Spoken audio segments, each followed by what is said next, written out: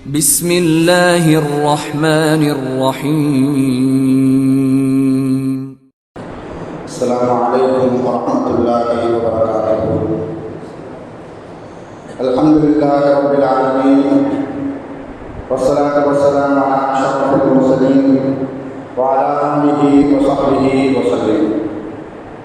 إن الحمد لله نحمده ونستعينه ونستغفره ونؤمن به ونتوكل عليه، ونعوذ بالله من شرور أنفسنا ومن سيئات أعمالنا.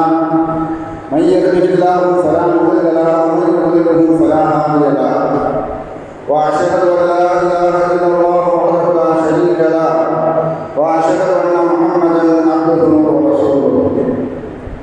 قال الله تعالى: يا أيها الذين آمنوا اتقوا الله حق تقاته ولا تموتن إلا وأنتم مسلمون. وقال تعالى أيضا: يا أيها الناس اتقوا ربكم الذي خلقكم من نفس واحدة وخلق منها زوجها وبث منهما رجالا كثيرا ونساء، واتقوا الله الذي تساءلون به والأرحام إن الله كان عليكم رقيبا. وقال تعالى أيضا: يا أيها الذين آمنوا اتقوا الله وقولوا قولا سديدا يصلح لكم أعمالكم ويغفر لكم ذنوبكم، ومن يطع الله ورسوله فقد فاز فوزا عظيما. صدق الله العلي العظيم. قال نبينا صلى الله عليه وسلم: فإن الأصدق الحديث كتاب الله، وخير الهدي هدي محمد صلى الله عليه وسلم، وشر الأمور محدثاتها، وكل محدثة بدعة، وكل بدعة ضلالة، وكل ضلالة في النار.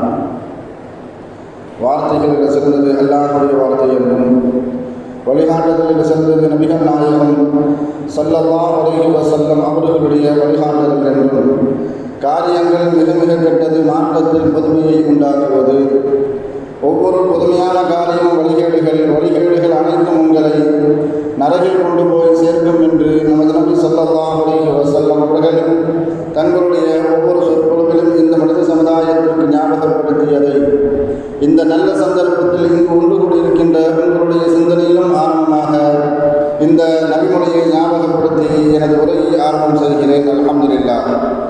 கண்ணியமானவர்களே, அல்லாஹ் நல்லடியார்களே, அல்லாஹ் தஆலா தன்னுடைய ஏகத்துவ கலிமாவை தெரிவிப்பதற்காக வேண்டி இந்த உலகத்தில் எண்ணற்ற நபிமார்களையும் ரசூல்மார்களையும் அனுப்பி வைத்தான். அவர்கள் அனைவர்களுமே அல்லாஹ்வுடைய கட்டளையின்படி அவரவர்களுக்கு அனுப்பப்பட்ட சமுதாய மக்களிடத்தில் அல்லாஹ்வுடைய ஏகத்துவ கலிமாவை எத்தி வைத்தார்கள். அத்தனை நபிமார்கள் மீதும் ரசூல்மார்கள் மீதும் இறுதியாக வந்த நமது நபி ஸல்லல்லாஹு அலைஹி வஸல்லம் அவர்கள் மீதும் அவர்களுக்கு இறங்கிய இறை செய்தியை கண்ணால் கண்டும் காதால் கேட்டும் அப்படியே ஈமான் கொண்ட உத்தம சத்திய சஹாபாக்கள் சஹாபி பெண்மணிகளின் மீதும் அவர்களுக்கு பின்வந்த தாபீன்கள் தபா தாபீன்கள் இமாம்கள் நல்லோர்களின் மீதும் குறிப்பாக இந்த ஜும்மாவில் அல்லாஹ்வை பற்றியும் அவனுடைய தூதர் முஹம்மது நபி ஸல்லல்லாஹு அலைஹி வஸல்லம் அவர்களை பற்றியும் தெரிந்து கொள்வதற்காக வேண்டி இங்கு ஒன்று கூடியிருக்கின்ற உங்கள் மீதும் என் மீதும் உங்களது குடும்பத்தார் மீதும் எனது குடும்பத்தார் மீதும் அல்லாஹ்வுடைய சாந்தியும் சமாதானமும் திரு பொருத்தமும் மன்னிப்பும் இன்றும் என்றென்றும் உண்டாவதாக என்று கூறி எனது உரையை ஆரம்பம் செய்கிறேன். அல்ஹம்துலில்லாஹ். கண்ணியமானவர்களே, அல்லாஹ் நல்லடியார்களே, அல்லாஹ்வுடைய மகத்தான ஒரு கிருபையினால் நமது இந்திய நாடு தனது 75வது குடியரசு தினத்தை கொண்டாடி கொண்டிருக்கின்றது. ஒரு நாடு, ஜனநாயக நாடு, சுதந்திர நாடு, குடியரசு நாடு என்று சொல்வதற்கு 3 விதமான அம்சங்கள் அந்த நாட்டில் அடிப்படையாக இருக்க வேண்டும். ஒன்று, அந்த நாட்டில் வாழக்கூடிய மக்களுக்கு பாரபட்சம் இல்லாமல் சமத்துவமான நீதி கிடைக்க வேண்டும். நாட்டில் வாழக்கூடிய அனைத்து மக்களுக்கும் சமூகம் சார்ந்த, பொருளாதாரம் சார்ந்த, அரசியல் சார்ந்த அனைத்து வகைகளிலும் அந்த நாட்டு மக்களுக்கு பாரபட்சம் இல்லாத சமத்துவமான ஒரு நீதி கிடைக்க வேண்டும். இரண்டாவது, சுதந்திரம். அந்த நாட்டில் வாழக்கூடிய மக்கள் எந்த சமயத்தை சார்ந்தவர்களாக இருந்தாலும் சரி, அந்த சமயத்தை வழிபடக்கூடிய, வணங்கக்கூடிய, வாழ்க்கை முறையாக அமைத்துக் கொள்ளக்கூடிய, அதை மற்றவர்களிடத்தில் பிரச்சாரம் செய்யக்கூடிய, சுயமான சிந்தித்து செயல்படக்கூடிய, தன்னுடைய கருத்துக்களை வெளிப்படுத்தக்கூடிய சுதந்திரம் எந்த நாட்டில் இருக்கிறதோ அதுவே குடியரசு நாடு. மூன்றாவது, சகோதரத்துவம். ஒரு நாட்டினுடைய ஒருமைப்பாடு நிலைநாட்டவும், அந்த நாட்டினுடைய அமைதியை கடைபிடிக்கவும், அந்த நாட்டுக்கு எதிரிகளால் ஏற்படக்கூடிய ஆபத்துகளை நாட்டு மக்கள் அனைவரும் ஒன்றாக சேர்ந்து அதை எதிர்கொண்டு வெற்றி கொள்ளக்கூடிய சகோதரத்துவம் எந்த நாட்டில் இருக்கிறதோ அதுவே சுதந்திர நாடு, குடியரசு நாடு, ஜனநாயக நாடு. இந்திய நாடு 75வது குடியரசு தினத்தை கொண்டாடி கொண்டிருக்கக்கூடிய இந்த சூழ்நிலையில் தான் இங்கு வாழக்கூடிய சிறுபான்மை மக்களின் மீது அவர்களுக்கு இழைக்கப்பட்ட அவர்களுடைய வாழ்வாதாரம், அவர்களுடைய பாதுகாப்பு, அவர்களுடைய எதிர்காலம் அனைத்துமே அவ்வப்போது ஒவ்வொரு காலகட்டத்திலும் கேள்விக்கு உரையாடி கொண்டிருக்கிறது.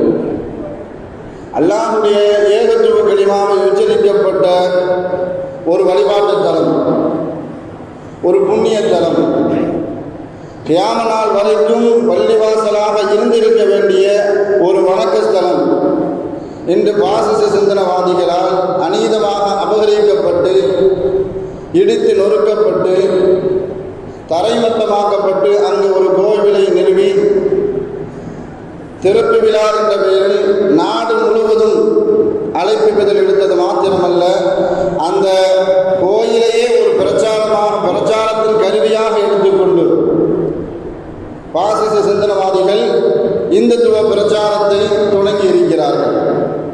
தங்களுடைய 10 ஆண்டு கால ஆட்சி காலகட்டத்தில் தன்னுடைய வாக்கு சேகரிப்புக்காக வேண்டி பெரிய அளவுக்கு எந்த விதமான சாதனைகளும் இல்லை. பொருளாதார இந்த நாட்டினுடைய மக்களுக்கும் நாட்டுக்காக வேண்டி பொருளாதார வளர்ச்சியிலோ அல்லது கல்வியினுடைய வளர்ச்சியிலோ அல்லது வேலைவாய்ப்பு திட்டத்திலோ அல்லது நலத்திட்டத்திலோ அல்லது சுகாதாரத்திலோ எந்த துறையில் எடுத்துக்கொண்டாலும் சரி, நாங்கள் இந்த துறையில் சாதித்து இருக்கிறோம், அதனால் எங்களுக்கு நீங்கள் அடுத்த முறை வாய்ப்பு தர வேண்டும் என்று சொல்லிக் கொள்ளும் அளவுக்கு எந்த விதமான சாதனை பட்டியல்கள் அவர்கள் இல்லாத காரணத்தினால் 10 ஆண்டு கால சாதனையாக ஒரு கோயிலை கட்ட வேண்டும், அந்த கோயிலை திறப்பு விழா காண வேண்டும், அதுவே 10 ஆண்டு கால சாதனையாக ஆக்கிக் கொண்டு தன்னுடைய இந்துத்துவ பிரச்சாரத்தை எந்த அளவுக்கு மேற்கொண்டு இருக்கிறார்கள் என்று பார்க்கும் பொழுது, இந்த நாட்டில் இருக்கக்கூடிய கிறிஸ்தவ மக்களும் முஸ்லிம்களும் தங்களுடைய வணக்க ஸ்தலங்களில் ஜெய் ஸ்ரீராம் சொல்ல வேண்டும் என்ற ஒரு இந்துத்துவ பிரச்சாரத்தை மேற்கொண்டு இருக்கிறார்கள். இந்த நாடு இருக்கக்கூடிய சூழ்நிலையில் மிகப்பெரிய ஒரு மோசமான சூழ்நிலைக்குத்தான் சென்று கொண்டிருக்கிறது. எந்த அளவுக்கு என்று சொன்னால், மறுபடியும் 3ஆம் முறையாக இவர்கள் ஆட்சி அமைத்து விட்டார்கள். என்ன நடக்குமோ என்ற ஒரு பயமும் அச்சமும் ஒவ்வொரு சிறுபான்மை மக்களுடைய உள்ளத்தில் இருந்து கொண்டே இருக்கிறது. ஆனால் இந்த மாதிரி கால சூழ்நிலையில் நாம் எப்படி நடந்து கொள்ள வேண்டும், நம்மளுடைய வாழ்க்கை முறையை, நம்மளுடைய சிந்தனையை எப்படி மாற்றி அமைக்க வேண்டும் என்பதை பற்றி குர்ஆன் ஒரு தெளிவான வழிகாட்டுதலை நமக்கு தரும். நம்பிக்கை இழக்கக்கூடாது என்பதாக குர்ஆன் நமக்கு வழிகாட்டும். நிராசை அடையக்கூடாது. நிராசை அடைவது என்பது ஒரு குஃப்ருக்கு சமமான ஒரு பாவம், ஒரு பாவச் செயல். நம்பிக்கை இழப்பது என்பது காஃபிர்களுடைய எண்ணம் என்பதை பற்றி குர்ஆன் பகிரங்கமாக எச்சரிக்கும். உலகத்திற்கு அனுப்பப்பட்ட எல்லா நபிமார்களுடைய வரலாற்றை வாசிக்கும் பொழுது நமக்கு ஒரே ஒரு விஷயம் தெளிவாக புலன்படும். அவர்களுக்கு ஏற்பட்ட எதிர்ப்புகளாக இருந்தாலும் சரி, அவர்களுக்கு இழைக்கப்பட்ட இன்னல்கள், துன்பங்கள் எதுவாக இருந்தாலும் சரி, அதை கடந்து வந்து அவர்கள் நம்பிக்கை இழக்காமல், நிராசை அடையாமல் இருந்தார்கள். அதைத்தான் குர்ஆன் நமக்கு அழகாக போதிக்கும். நம்பிக்கை இழந்து விடாதீர்கள் என்பதாக. ஸல்லல்லாஹு அலைஹி வஸல்லம் அவர்கள் ஒரு நோயாளியை விசாரிக்க சென்றால் கூட அவர்களிடத்தில் நாம் எப்படிப்பட்ட வார்த்தையை உபயோகப்படுத்த வேண்டும் என்பதை பற்றியும் தெளிவான ஒரு வழிகாட்டுதலை நமக்கு தருவார்கள். ஒரு நோயாளியை விசாரிக்க போறீங்க, அது சொந்தக்காரர்களோ, நம்ம நண்பர்களோ, நம்ம ஊர்வாசிகளோ யாராக இருந்தாலும் சரி, இதெல்லாம் என்னங்க அப்படிங்கிற மாதிரி பேசுவோம். அவர் எவ்வளவு பெரிய நோய்க்கு ஆட்பட்டு இருந்தாலும் சரி, ஹார்ட் ஆபரேஷனே 1/2 மணி நேரத்தில் முடியுதுங்க, பிரச்சனையே இல்லை, நீங்கள் நாளைக்கு வீடு திரும்பி விடுவீர்கள், நம்மளுடைய பணிகளை அடுத்து மேற்கொள்ளலாம் என்பதாக தைரியம் சொல்லக்கூடிய வார்த்தைகளால் அவர்களை உற்சாகப்படுத்த வேண்டும், ஊக்கப்படுத்த வேண்டும் என்பதுதான் இஸ்லாம் நமக்கு வழிகாட்டும். அதை விட்டுட்டு அவர்கிட்ட போய் உட்கார்ந்து இப்பதான் அவர் ஜனாசாவுக்கு போயிட்டு வர்றாரு, உங்களுக்கு வந்த அதே நோய் தான் அவருக்கு வந்துச்சு, அவரை அடக்கம் பண்ணிட்டு தான் உங்களை பார்க்க வரேன் அப்படின்னு நீங்களும் போயிருவீங்க அப்படின்னு அர்த்தம்.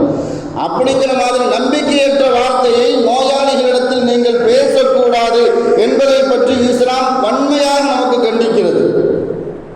யூசுப் அலைஹிஸ்ஸலாம் அவர்களுடைய வரலாறை பற்றி குர்ஆன் சொல்லி காட்டும் பொழுது அவர்களுடைய சிறு வயதிலிருந்து அவர்கள் வாலிபத்தை அடைகின்ற வரைக்கும், இன்னும் சொல்ல போனால் நபி பட்டத்தை வாங்கும் வரைக்கும் அவர்கள் பட்ட இன்னல்களை பற்றி குர்ஆன் தரவுகளாக வரிசைப்படுத்தும். சிறு வயதில் அவர்கள் தன்னுடைய சகோதரர்களாகவே அவர்களுடைய சூழ்ச்சிகளாகவே கிணற்றில் தள்ளிவிடப்பட்டு கொலை முயற்சிக்கு ஆளாக்கப்பட்டார்கள். அதிலிருந்து காப்பாற்றப்பட்டு மனிதர்களை விற்கக்கூடிய சந்தையில் அடிமைகளாக விற்கப்பட்டார்கள். அதிலிருந்து காப்பாற்றப்பட்டு ஒரு அரசாங்கத்தின் வழியாக, ஒரு எஜமானின் வழியாக நல்ல விதமாக வளர்ந்து கொண்டிருக்கக்கூடிய சமயத்தில் பொய்யான ஒரு அவதூறான குற்றச்சாட்டுகளுக்கு ஆளாக்கப்பட்டு 12 ஆண்டு காலம் சிறை தண்டனை அனுபவித்தார்கள். இது எல்லாத்தையும் சேர்த்து யூசுப் அலைஹிஸ்ஸலாம் அவர்கள் ஒரே வார்த்தையில லேசாக சொல்லி முடிப்பார்கள், அதை விடவும் இது எனக்கு சிறந்தது என்பதான். எந்த இன்னல்களை பெற்றாலும் சரி அவர்கள் சொன்ன வார்த்தை இதை விடவும் எனக்கு இது சிறந்த வாழ்க்கை என்பதாகத்தான். அவர்களுடைய துன்பத்தை கூட அவர்கள் கடந்துவிட்டு நிராசை அடையாமல் நம்பிக்கை இழக்காமல் இருந்தார்கள். அதுதான் குர்ஆன் நமக்கு வழிகாட்டுகிறது. யூசுப் அலைஹிஸ்ஸலாம் அவர்களை பிறந்த யாக்கூப் அலைஹிஸ்ஸலாம் அவர்கள் சொன்ன வார்த்தையை அல்லாஹ் தஆலா குர்ஆன்ல பதிவு செய்வான். எகிப்து நாட்டை ஒட்டி இருக்கக்கூடிய கிராமங்களில், ஊர்களில் அனைத்து விதமான கிட்டத்தட்ட பஞ்சகாலம், தின்பதற்கு உணவு கிடையாது. எகிப்து நாட்டில் அரசாங்கம் தங்களுக்கு உணவுக்காக வேண்டி கொடுக்கிறார்கள் என்று கேள்விப்பட்டு யாக்கூப் அலைஹிஸ்ஸலாம் அவர்களுடைய மற்ற மக்கள் எல்லாம் உணவு தானியங்களை வாங்குவதற்காக வேண்டி செல்லக்கூடிய நேரத்தில் யூசுப் அலைஹிஸ்ஸலாம் அவர்களுடைய தம்பி புன்யாமீனையும் கைது செய்து விட்டார்கள். 10 சகோதரர்களும் யாக்கூப் அலைஹிஸ்ஸலாம் அவர்கள்ட்ட வந்து சொன்னாங்க, புன்யாமீனை நாம் இழந்து விட்டோம் என்பதாக. அந்த நேரத்தில் யூசுப் அலைஹிஸ்ஸலாம் அவர்கள் எந்த வார்த்தையை உபயோகப்படுத்தினார்களோ அல்லாஹ் தஆலா அதில் குர்ஆன்ல அழகாக பதிவு செய்வான். யா புனைய இத்ஹபு, நீங்க போங்க, அதே எகிப்து நாட்டுக்கு திரும்ப போங்க. ஃபதஹஸ்ஸஸு மீ யூசுஃப வ அஹீஹி, புன்யாமீனை யூசுப் அலி தொலைத்த மாதிரி நான் புன்யாமீன் தொலைக்க மாட்டேன் என்று சொன்னது மாத்திரமல்ல, புன்யாமீன் மாத்திரம் கிடைக்க மாட்டார், யூசுஃபும் கிடைப்பார்னு சொன்னாங்க. சொல்லிட்டு தன்னுடைய மக்களுக்கு யாக்கூப் அலைஹிஸ்ஸலாம் அவர்கள் அழகான ஒரு வார்த்தையை சொல்லி காட்டினார்கள். வலா தைஅஸு மிர் ரௌஹில்லா இன்னஹு லா யயஸு மிர் ரௌஹில்லா இல்லல் கௌமுல் காஃபிரூன். நான் நம்பிக்கை இழக்க மாட்டேன், நீங்களும் நம்பிக்கை இழந்து விடாதீர்கள். நீங்க போய் தேடி பாருங்க, புன்யாமீன் மாத்திரம் கிடைக்க மாட்டார், யூசுஃபும் சேர்ந்து கிடைப்பார்னு சொன்னாங்க. கிட்டத்தட்ட 2 பேரும் பிரிந்து, யூசுப் அலைஹிஸ்ஸலாம் அவர்கள் பிரிந்து யாக்கூப் அலைஹிஸ்ஸலாம் அவர்கள் பிரிந்து கிட்டத்தட்ட 30 ஆண்டு காலம் மேலாக ஆகிவிட்டது. யூசுஃபை கிடைப்பார் என்ற அந்த நம்பிக்கையை தன்னுடைய மக்களுக்கு ஊட்டி அனுப்பி வைத்தார்கள். அவர்கள் சொன்ன மாதிரி அல்லாஹ் தஆலா புன்யாமீனையும் திருப்பி கொடுத்தான். 30 ஆண்டு காலம் பிரிந்திருந்த யூசுப் அலைஹிஸ்ஸலாம் அவர்களையும் அரசராக்கி அல்லாஹ் தஆலா திருப்பி கொடுத்தான். இதே நம்பிக்கையோடு தான் நாம் இருக்கணும். இப்போ எந்த இடத்துல 500 ஆண்டு காலம் தவம் எங்களுக்கு நிறைவேறிவிட்டது என்று போஸ்டர் அடித்து ஒட்டுகிறார்களோ அதே இடத்திலிருந்து இஸ்லாம் இன்ஷா அல்லாஹ் வளரும். இஸ்லாத்தினுடைய பாணியை என்னன்னு சொன்னா, எந்த இடத்துல எதிர்ப்புகள் அதிகமாக விளைகின்றதோ அந்த இடத்திலிருந்து இஸ்லாம் வளர ஆரம்பிக்கும். அதைத்தான் நம்மளுடைய ஆசை.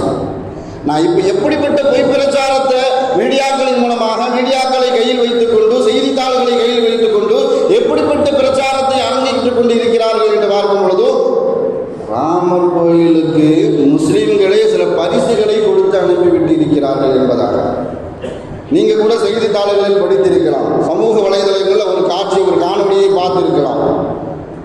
ஒரு பொம்பளை, ஒரு கலிசடை புர்காவை அணிந்து கொண்டு சஃப்ரம் பாத்திமா என்ற பெயரில் காவி கொடியை கையில் வச்சு கொண்டு, நான் கிட்டத்தட்ட மகாராஷ்டிராவில் இருந்து அயோத்தி வரைக்கும் 1425 கிலோமீட்டர் நடைபயணமாக அயோத்திக்கு செல்கிறேன் என்பதாக சஃப்ரம் பாத்திமா என்ற பெயரில் அயோத்திக்கு செல்கிறார். அது செய்தித்தாளில் வருது, காணொலியாக காட்டப்படுகிறது. இது உண்மையா என்று பார்த்தால் அவர் நடந்து போனாலோ அல்லது பஸ்ஸில் போனாலோ அது நமக்கு தேவையில்லை. அவன் முஸ்லீமா இல்லையா, அதுதான் இங்கே பிரச்சனை. அவள் பேர் உண்மையான பேர் என்னன்னு சொன்னால் சுக்குலா ரெட்டி. மகாராஷ்டிராவை சார்ந்த RSS அமைப்பை சார்ந்த பிராமண கூடத்தை சார்ந்த ஒரு நிர்வாகி ஆவார். தன்னுடைய அடையாளத்தை மாற்றிக்கொண்டு, அங்கங்களை மாற்றிக்கொண்டு, உடையை மாற்றிக்கொண்டு முஸ்லீம் என்ற வேடத்தில் அயோத்திற்கு நான் செல்கிறேன், ராமனுடைய பக்தன் என்பதாக சொல்லிக் கொண்டு திரிகிறார்கள். இப்படிப்பட்ட பிரச்சாரத்தின் மூலமாக நம்முடைய ஈமானை வலுவிழக்க செய்வதுதான் அவர்களுடைய காரணகர்த்தான். எதுவாக இருந்தாலும் சரி அதை கடந்து செல்ல வேண்டும். மாத்திரமல்ல, நாம் நம்பிக்கை இழக்கக்கூடாது. அதுதான் நம்முடைய குர்ஆனும் ஹதீஸும் நமக்கு தெளிவான ஒரு வழிகாட்டுதலை தருகிறது. இந்த வேலூரில் ஒரு இப்லீஸ் இருப்பான். அந்த இப்லீஸ் எப்போ சொன்னாலும் சரி, ஆரம்பத்தில் எப்பொழுதும் இந்த காவி அரசாங்கத்தோடு கூட்டு வச்சு தன்னை இணைத்து கொண்டானோ அன்றில் இருந்து மோடியை ஸல்லல்லாஹு அலைஹி வஸல்லம் அவர்களுக்கு நிகராக, சஹாபாக்களுடைய படையை RSSக்கு நிகராக அவன் பேசிக்கொண்டு பிரச்சாரம் செய்து கொண்டு இருக்கிறான். இப்பொழுது ராமர் கோயில் திறந்துட்டாங்களோ, உங்களுடைய கருத்து என்ன? இந்த விபச்சார ஊடகங்கள்லாம் அவன்கிட்ட போய் மைக்கை நீட்டும் போது அவன் குர்ஆனுடைய ஒரு வசனத்தை சுட்டி காட்டி இதற்கு முஸ்லிம்களும் கட்டுப்பட வேண்டும். சூரத்துல் நிசாவில் 59வது வசனத்தில் அல்லாஹ் சொல்லி காட்டுவான், யா அய்யுஹல்லதீன ஆமனு அத்தீஉல்லாஹ வ அத்தீஉர் ரசூல் வ உலில் அம்ரி மின்கும். ஈமான் கொண்டவர்களே, நீங்கள் அல்லாஹ்வுக்கும் கட்டுப்படுங்கள், அல்லாஹ்வுடைய ரசூலுக்கும் கட்டுப்படுங்கள், உங்களுடைய தலைவர்களுக்கும் கட்டுப்படுங்கள்.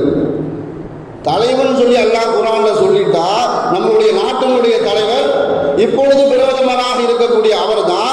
அவர் என்ன சொன்னால் நாம கட்டுப்படணும். அதனால இந்த பிரச்சனையை பெரிதாக ஆக்க வேண்டாம். மாத்திரமல்ல, அங்க கோயில் நிறுவப்படுவதை முஸ்லீம்களும் நிறுவுகிறார்கள் இந்த குர்ஆன் வசனத்தை சுட்டி காட்டி. ஏண்டா இந்த குர்ஆன் வசனம் எந்த காலகட்ட சூழ்நிலையில் இறக்கப்பட்டது, இதனுடைய பின்னணி என்ன, எதை பற்றியும் யோசிக்காம அந்த வசனத்துக்கு தனக்கு தோதுவாக வளைத்துக் கொண்டு மீடியாக்களுக்கு மத்தியில நீ பிரச்சாரம் பண்ணணும்னு சொன்னா இதுக்கு பேர் தான் சாத்தான் வேதம் ஓதுறதுன்னு அர்த்தம். இதை பற்றி எல்லாம் நம்ம கவலைப்படக்கூடாது. மாத்திரமல்ல, நம்பிக்கை இழக்கக்கூடாது. ஒரு காலகட்டத்திலும் இஸ்லாத்தையும் இஸ்லாமியர்களும் யாராலும் வீழ்த்த முடியாது. கொஞ்சம் அவ்வப்போது கொஞ்சம் என்ன செய்யும், கஷ்டங்கள் வரும், துயரங்கள் வரும். அது நிரந்தரம் கிடையாது. எந்த காலகட்டத்திலும் இஸ்லாத்தை வீழ்த்த முடியாது. இஸ்லாம் என்பது அல்லாஹ்வால் ஒப்புக்கொள்ளப்பட்ட மார்க்கம், அல்லாஹ்வால் அங்கீகரிக்கப்பட்ட மார்க்கம், அல்லாஹ்வால் அருள் செய்யப்பட்ட மார்க்கம், பாதுகாப்பு கொடுக்கப்பட்ட மார்க்கம். இஸ்லாம் நம்மிடத்தில் ஒரு சாதாரண முறையில் வரவில்லை. மாறாக தெளிவான, ஆதாரபூர்வமான, அதிகபூர்வமான அனைத்து விஷயங்களையும் நம்மிடத்தில் கற்றுத்தந்துதான் இஸ்லாம் நம்மிடத்தில் வளர்ந்து கொண்டிருக்கிறது. உலக வல்லரசு நாடுகளுக்கும் ஆட்சியாளர்களுக்கும் அறிவாளிகளுக்கும் இன்றளவுக்கும் இருக்கக்கூடிய தங்களுடைய உள்ளத்தில் இருக்கக்கூடிய மிகப்பெரிய ஒரு கேள்வி என்னன்னு சொன்னால், இஸ்லாம் எப்படி வளருகிறது? ஏன்னா இஸ்லாம் வளர்ந்து வந்த பாதையை பார்க்கும் பொழுதும் அவ்வளவு இடைஞ்சல்கள், அவ்வளவு தாக்குதல்கள், அதிகமான எதிர்ப்புகள், இதையெல்லாம் தாண்டி இஸ்லாம் இன்றளவுக்கும் எப்படி வளர்ந்து கொண்டிருக்கிறது என்பதாகத்தான் வரலாற்று ஆசிரியர்கள் அனைவர்களுக்குமே மிகப்பெரிய ஒரு கேள்வி, வல்லரசு ஆட்சியாளர்களுக்கும் மிகப்பெரிய ஒரு கேள்வி. 1976 லண்டன்ல இஸ்லாமிய கலாச்சாரம் என்ற பெயரில் ஒரு மாநாடு நடத்தப்பட்டது. அங்கு இருக்கக்கூடிய முஸ்லிம்களால், மார்க்க அறிஞர்களால் இந்த மாநாடு ஏற்பாடு செய்யப்பட்டு மிக பிரம்மாண்டமான முறையில் மாநாடு நடத்தப்பட்டது. இந்த மாநாட்டை அந்த நாடை திரும்பி பார்க்கின்ற அளவுக்கு கவன ஈர்ப்பு மாநாடாக அது மாறியது. இது சம்பந்தமாக அமெரிக்காவில் இருக்கக்கூடிய டைம்ஸ் பத்திரிகையில் வரலாற்று ஆசிரியர்கள் பிளிங்டன் என்று சொல்லக்கூடிய அந்த பத்திரிகை ஆசிரியர் அவர் எழுதுகிறார், ஒரு ஆய்வு கட்டுரையை வெளியிட்டார். இஸ்லாம் எப்படி வளர்கிறது, இஸ்லாம் இனி எப்படி வளரும் என்பதாக ஒரு ஆய்வு கட்டுரை. அந்த கட்டுரையில் அவர் குறிப்பிட்ட வார்த்தைகள் என்ன என்று பார்க்கும் பொழுது, இஸ்லாம் சந்தித்து வந்த பாதைகள், கடந்து வந்த பாதைகள், அதற்கு இழைக்கப்பட்ட அநீதிகள், இதுவரைக்கும் உலக மதங்களில், சமயங்களில் எந்த மதங்களும் எந்த சமயமும் சந்தித்திடாத மிகப்பெரிய எதிர்ப்புகளையும் வழிகளையும் இன்னல்களையும் இஸ்லாமும் இஸ்லாமியர்களும் சந்தித்துக் கொண்டு வருகிறார்கள். ஆனாலும் இஸ்லாம் எப்படி வளர்கிறது, எந்த அளவுக்கும் எப்படி தாக்கு பிடித்து நிற்கிறது என்பதாக அந்த ஆய்வு கட்டுரையினுடைய தலைப்பு.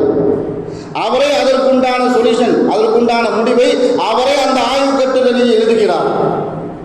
40 வயது மதிக்கத்தக்க ஒரு மனிதர் மக்காவில் பிறந்தார். அவரே இந்த இஸ்லாத்தினுடைய கொள்கைகளை மக்களுக்கு மத்தியில் பரப்புகிறார். தன்னுடைய சொந்த ஊர் மக்களால், சொந்தங்களால் அவர் மக்காவை விட்டு விரட்டி அடிக்கப்படுகிறார். மாத்திரமல்ல, தன்னுடைய பக்கத்து ஊரான மதீனாவுக்கு செல்கிறார். அங்கு சென்று தன்னுடைய கொள்கை கோட்பாடுகளை சொல்கிறார். அங்கு ஒரு அரசாங்கத்தை அமைக்கிறார். அதன் மூலமாக இந்த கொள்கை உலகம் பூராவும் பரவியது. எந்த அளவுக்கு என்று அவர் சொல்லி காட்டும் பொழுதோ, அந்த மனிதர் முஹம்மது ஸல்லல்லாஹு அலைஹி வஸல்லம் என்ற அபூர்வமான அந்த மனிதர், அவர் இறந்து மரணித்து அரை நூற்றாண்டுக்கு முன்பாகவே உலகங்களில் இருக்கக்கூடிய பல நாடுகளில், பல பாகங்களில் இந்த இஸ்லாம் சென்று அடைந்து விட்டது என்பதாக அந்த ஆய்வு கட்டுரையினுடைய எழுதி காட்டுகிறார்.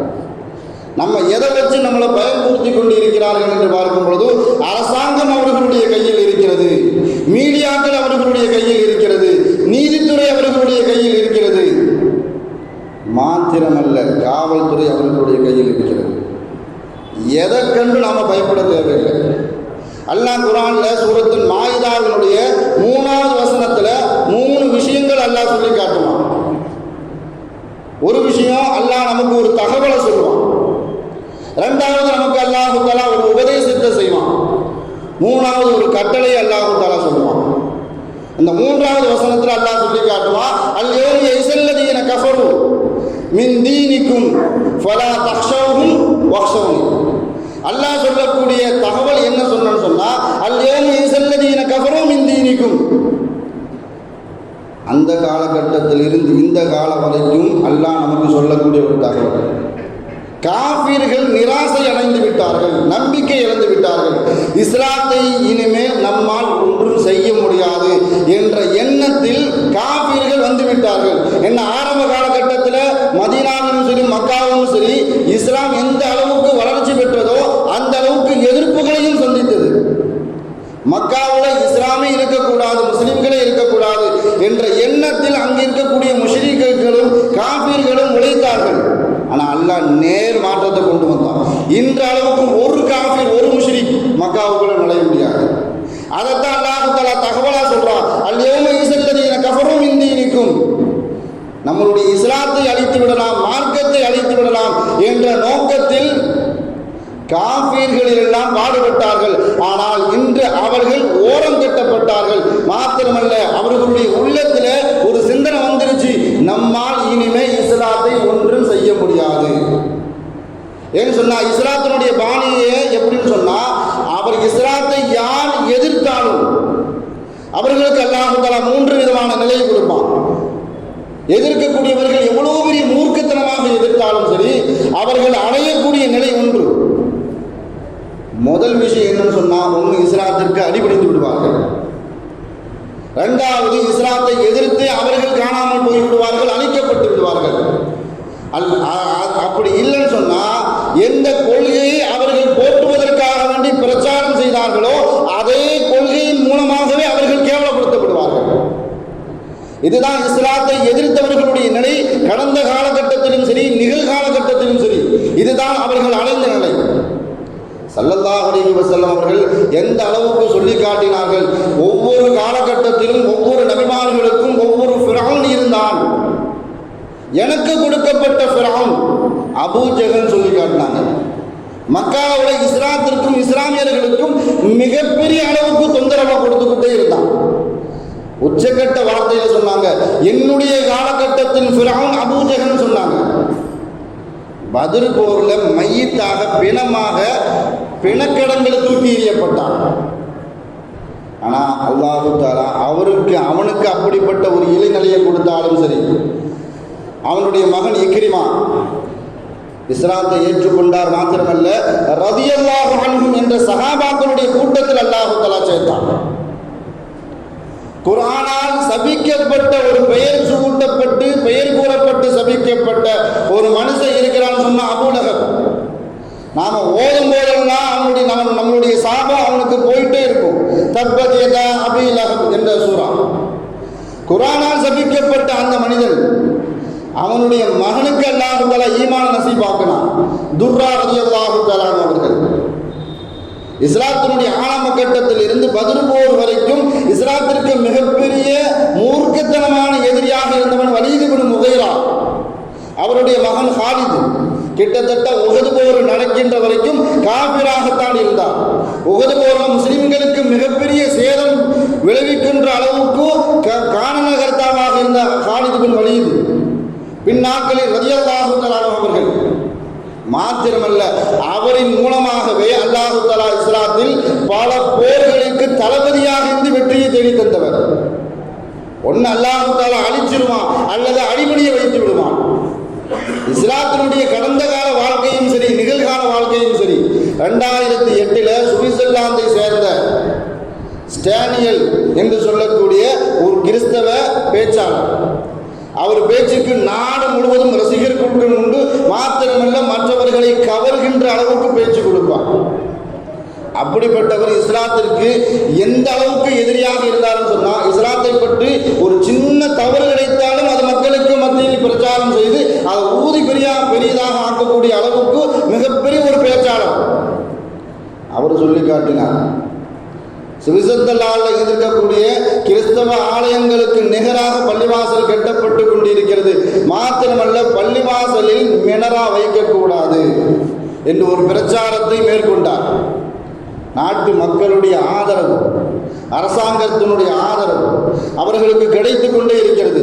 இது சம்பந்தமாக அந்த நாட்டினுடைய பாராளுமன்றத்தில் சட்டம் இயற்றப்பட வேண்டும். யாரெல்லாம் வாக்களிக்கிறீர்கள் என்பதாக வாக்கெடுப்பு நடத்தும் பொழுது கிட்டத்தட்ட 46.5% அவர் எந்த கொள்கையை கொண்டு வந்தாரோ, முஸ்லிம்களுடைய பள்ளிவாசல்களில் மினரா இருக்கக்கூடாது என்று தன்னுடைய பிரச்சாரத்தை தொடங்கினாரோ, அதற்கு எதிர்மறையாக 46.5% எதிர்மறையாக மக்கள் வாக்களித்தார்கள்.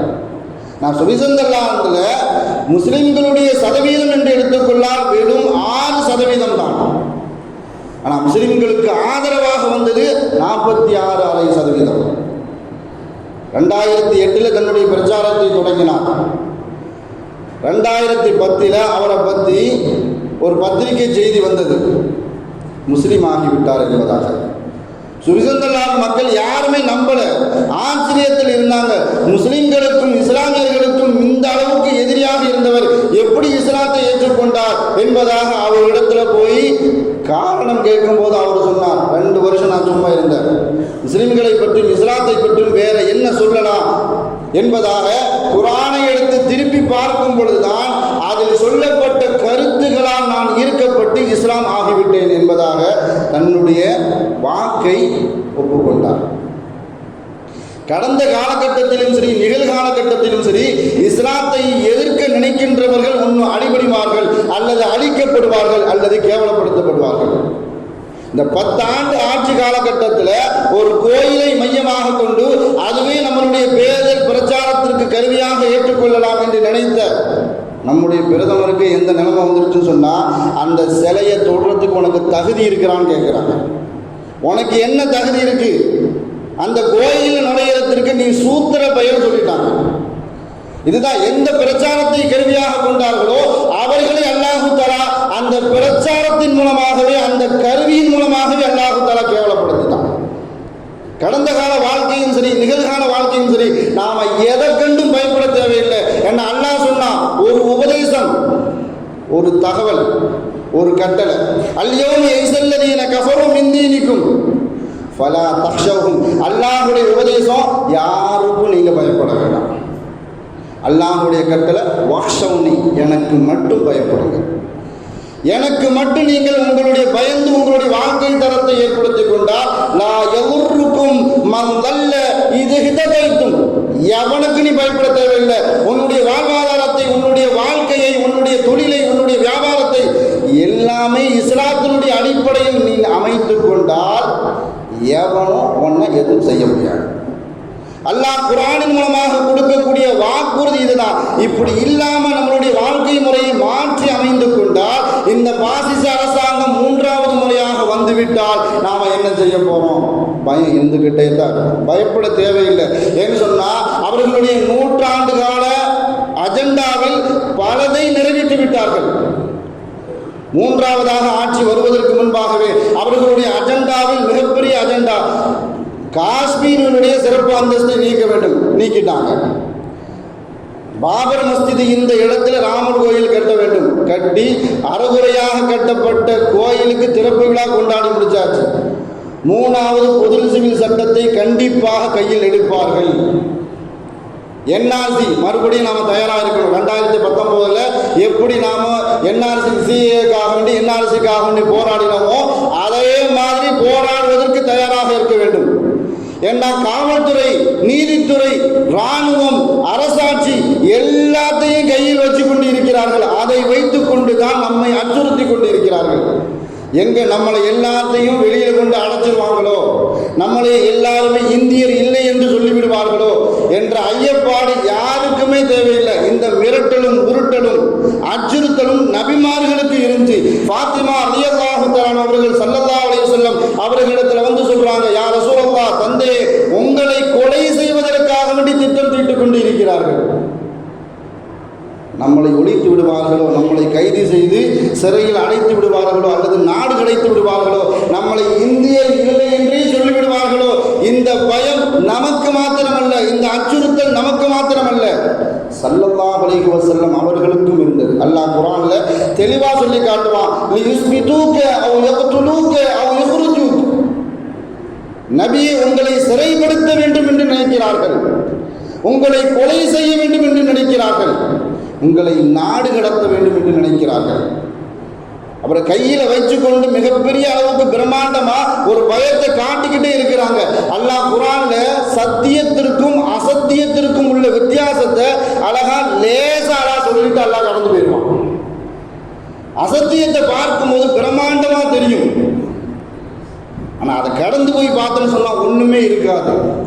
ஃபஅம்ம ஸபது ஃபயதஹபு ஜுஃபா. அல்லாஹ் குர்ஆன்ல அழகா சொல்லி காட்டுவான். அசத்தியத்தை பார்த்தா மிக பிரம்மாண்டமா இருக்கும். எப்படிப்பட்ட பிரம்மாண்டம் சொன்னா, வெள்ளத்தில் அடித்து வரப்பட்ட நீரால் உண்டான நொர. வெள்ளத்தில் அடித்து வரப்பட்ட நீரை பார்க்கும் பொழுது நொர நிறைய இருக்கும், கொஞ்ச நேரத்தில் நீர்த்து போய்விடும். அதைத்தான் அல்லாஹ் அழகா சொல்லி காட்டுவான். வெள்ளத்தில் அடித்து வரப்பட்ட நுர கொஞ்ச நேரத்தில் அது போய்விடும். நான் சத்தியம் எந்த காலகட்டத்திலும் நீடித்து நிலைத்து நின்று கொண்டே இருக்கும்.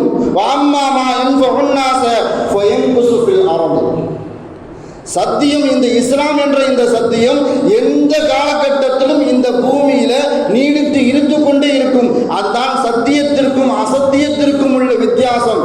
அழகா அல்லாஹ் சொல்லி காட்டுவான். நபிமார்களுக்கு ஊட்டப்படாத எந்த எதிர்ப்பும் இல்லை, எந்த துன்பமும் இல்லை. அதையெல்லாம் கடந்துதான் அவர்கள் உறுதியாக நின்று ஜெயித்தார்கள். அவர்களுக்கு ஊட்டப்பட்ட அல்லாஹு தஆலா அசத்தியத்தை மிக பிரம்மாண்டமான அளவுக்கு காட்டல, அவர்கள் லேசாக கடந்து சென்றார்கள். நாம நம்மளுடைய வாழ்க்கை தரத்தை ஒழுங்காக அமைத்துக் கொண்டால் அல்லாஹ் சொல்ற மாதிரி நான் எவருக்கும் மங்கல்ல, நம்மளை எவனாலையும் எதுவும் செய்ய முடியாது. அதுதான் குர்ஆனின் மூலமாக அல்லாஹ் நமக்கு சொல்லக்கூடிய வாக்குறுதி. நாம நம்மளுடைய வாழ்க்கை தரத்தை கபூலியத்தினுடைய துஆவுக்கு அங்கீகாரம் பெற்றவர்களாக நாம் மாற்றியிருக்க வேண்டும். நாம கேட்டா அல்லாஹ் தரணும். அந்த அளவுக்கு நம்மளுடைய துஆவை வலிமையாக, நம்மளுடைய வணக்கத்தை வலிமையாக, நம்மளுடைய வியாபாரத்தை ஹலால் ஹராமை பேணி நம்மளுடைய சமூகத்தை கட்டமைக்கும் பொழுது உறவுகளை எப்படி சேர்ந்து வாழ வேண்டும், அவர்களை விட்டு பிரிந்து விடக்கூடாது. துஆவுக்கு எதுவெல்லாம் தடையாக இருக்கிறதோ அதையெல்லாம் கவனித்து செயல்படக்கூடிய நேரத்தில் நம்மளுடைய துஆ அங்கீகாரம் பெற்ற துஆக்களில் சேர்க்கப்படும். இமாம்கள் எல்லாம் நமக்கு ஒரு துஆவை கற்றுத் தருவாங்க. அல்லாஹும்ம அரினா அஜாயிப குத்ரத்திக பிஹாஉலாஇ முஷ்ரிகீன். அல்லாஹ்விடத்தில் இந்த துஆவை அதிகமாக தனியாகவோ கூட்டாகவோ கேட்டுக்கொண்டே இருக்க வேண்டும். யா அல்லாஹ், உன்னுடைய வல்லமையை, உன்னுடைய சக்தியை, உன்னுடைய சக்தி என்ற அந்த பேர் அற்புதத்தை, அந்த அதிசயத்தை இந்த முஸ்லிம்களுக்கு எதிராக எங்களுக்கு காட்டு. அல்லாஹ் காட்ட ஆரம்பிச்சான்னு சொன்னால் எவனும் தாங்க மாட்டான். குர்ஆனின் மூலமாக அல்லாஹ் வழிகாட்டுவது அதுதான். நீங்கள் நம்பிக்கை இழந்து விடாதீர்கள். அல்லாஹ்வின் மீது உள்ள நம்பிக்கையை உறுதியாக நம்மளுடைய வாழ்க்கை தரத்தின் மூலமாக நாம் நம்பிக்கையை அதிகமாக வைத்தால் நம்மளுடைய வாழ்வாதாரம் மாத்திரமல்ல, இதை எத்தனை ஆண்டு காலம் யார் வந்து நம்மை பயன்படுத்தினாலும் நம்மை யாராலும் எதுவும் செய்ய முடியாது. அல்லாஹ் தஆலா இருக்கின்ற காலம் வரைக்கும் யாரெல்லாம் இஸ்லாத்திற்கும் இஸ்லாமியர்களுக்கும் எதிராக செயல்பட்டார்களோ அவர்களுக்கு அல்லாஹ் தஆலா ஈமானை நசீபாக்கி இஸ்லாத்தினுடைய உயர்வை அல்லாஹ் தஆலா புரிய வைப்பானாக. அப்படி அவர்களுக்கு நசீபு இல்லை என்று சொன்னால், இஸ்லாத்திற்கு எதிராக யாரெல்லாம் சூழ்ச்சி செய்தார்களோ அவர்களுக்கு அல்லாஹ் தஆலா எப்படிப்பட்ட முடிவை கொடுத்தானோ அதே முடிவை அல்லாஹ் தஆலா கொடுப்பானாக என்று கூறி இந்த ஜும்மாவின் வாயிலாக நாம் துஆ செய்வோமாக. வாழும் காலமெல்லாம் நோய் நொடிகள் இல்லாமல் உடல் ஆரோக்கியத்தோடு மன நிறைவோடு இன்பத்தோடு அல்லாஹ்வை நின்று வணங்கி வழிபட்டும் வாழும் நசீபை இல்லாமல் அல்லாஹ் உங்களுக்கும் எனக்கும் நம்மை ஈன்றெடுத்த தாய் தந்தையர்களுக்கும் நம் மனைவி மக்கள் உற்றார் உறவினர் யாவருக்கும் கொடுத்து அருள் புரிவானாக என்று கூறி எனது வார்த்தையை நிவர்த்தி செய்கிறேன். வாஹிரு தாவானா அனில் ஹம்துலில்லாஹி ரப்பில் ஆலமீன். அஸ்ஸலாமு அலைக்கும் வரஹ்மத்துல்லாஹி வபரகாத்துஹு.